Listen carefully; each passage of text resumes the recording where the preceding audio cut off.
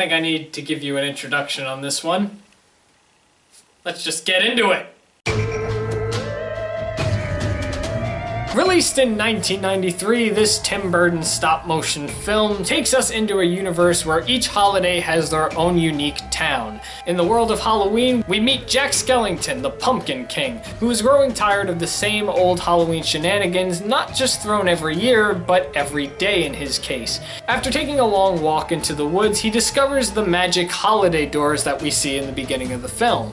The shiny Christmas door catches his eye, and once opened, he's sucked into the magic world of Christmas Town, or as I like to call it, the North Pole, because it just makes a little more sense. Fascinated and obsessed with the Christmas holiday, Jack brings the holiday back to Halloween Town to show to all of the Halloween monsters and creatures. But he becomes so obsessed and consumed with the Christmas season that he decides that he wants full control of it. So him and the other Halloween Town characters band together, kidnap Santa, and decide to take over the holiday season officially by making Christmas theirs. Is this video just an excuse for me to talk about my favorite movie of all time once again? Yeah, but it wouldn't be fair for me to make a Halloween series and not at least talk about this film, especially because I didn't include it in the Christmas series, and there was a reason for that, because it's not an official Christmas film, but it is. That's one of the best things about this film. It can be watched at both holidays and still give you the satisfaction of a normal Halloween film or Christmas films. When watching it around Halloween, you can just enjoy how much of Halloween it is. It's filled with it. There's pumpkins everywhere, the dark colors in Halloween Town. I'll get to the look of the film in a moment, but just the way that it screams Halloween, literally screams Halloween, you know, that's satisfying to watch in the month of October.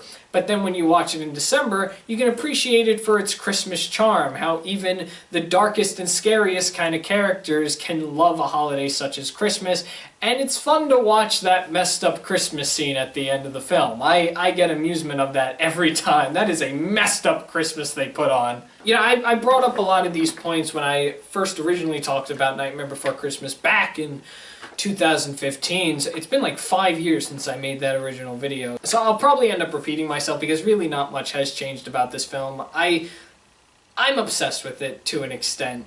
In fact, I was obsessed with this when I first originally saw it. I'm not sure if the Disney Channel still does this because I don't pay attention to it anymore, but when I was little, Disney Channel would play music videos. Like they would show music clips from some of their films, from the TV films that they had, or maybe even just a song that one of their stars at the time made. It would be like an abbreviated version of their song, unless they had the time slot to play the whole 3 minutes of the song. One year they ended up playing This Is Halloween, and they played an abbreviated version of it. They showed clips from the movie. It wasn't the actual like scene by scene that we see in the film.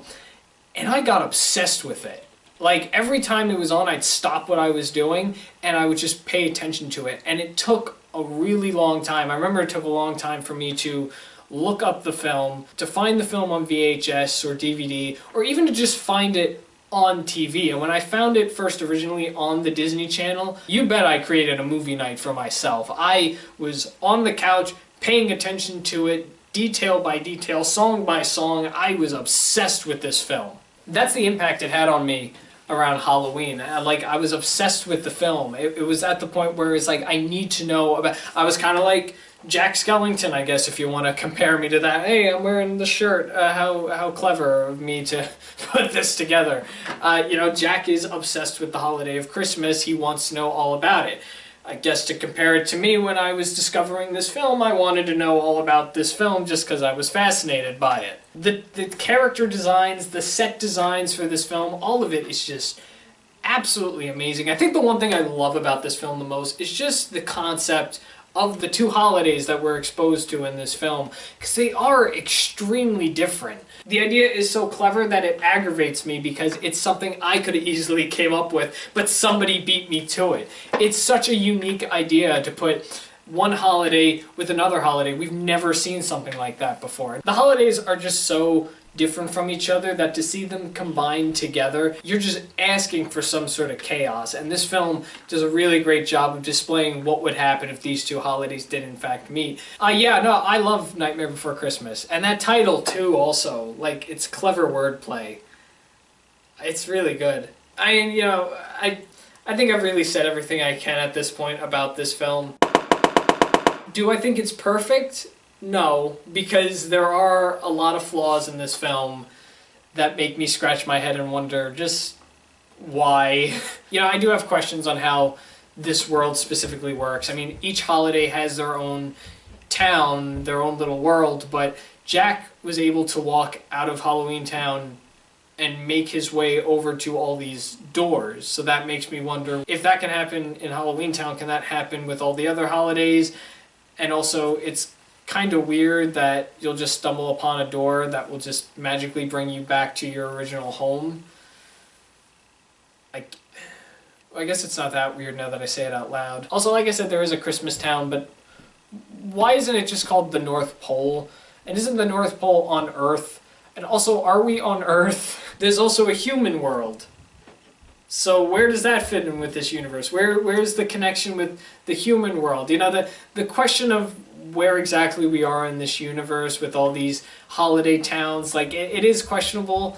They don't spend a lot of time on explaining it. Personally, I'm not bothered by that, but I would like an understanding of how the world works. I am a bit curious to know how it works. I guess that is one of the many mysteries I can admire about the film. Because if they do say too much, maybe it might ruin the experience. But yeah, I'm a bit curious to see how that works. I thought Santa was a bit mean in this film.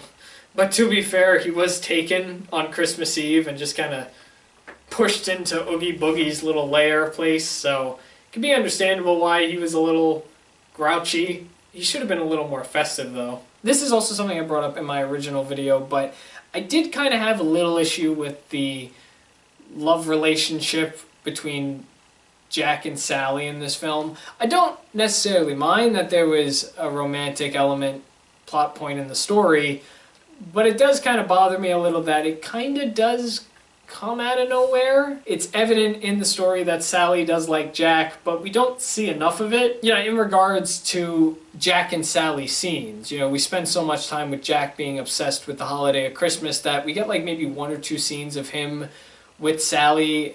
They make direct contact with each other at a window scene where Sally gives Jack a bunch of potions and stuff. They have a quick discussion after Sally has a vision of what this Christmas that they're going to put on is going to lead to. And she's horrified for it. She's looking out for Jack, and Jack is like, oh no, it's going to be fine. Make me my suit. I think that's all we really get of them being together other than the ending. Again, I don't mind that they fell in love at the end. It just kind of came out of nowhere, in my opinion.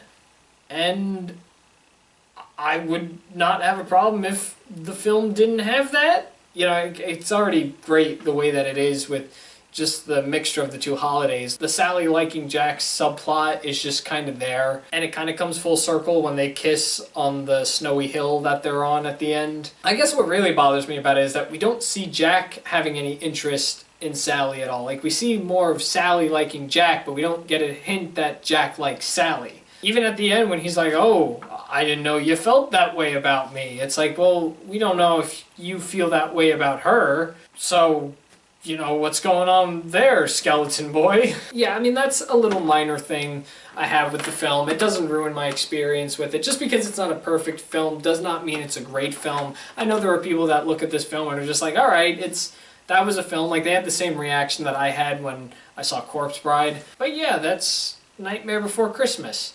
And I like it. I love this film. I watch it every Halloween. If I don't, I have a massive hissy fit in my home. My family can vouch for that.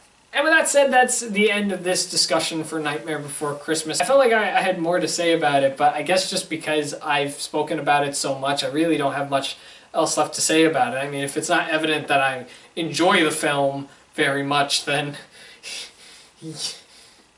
you're not paying attention. That's all I gotta say about Nightmare Before Christmas. Let me know what you think of the film if you've seen it before in the comments below. Join me once again tomorrow as we take a look into the world of ghost hunting. Thanks for watching The Wild Review on The Wild Reviewer, and you just saw me review a thing.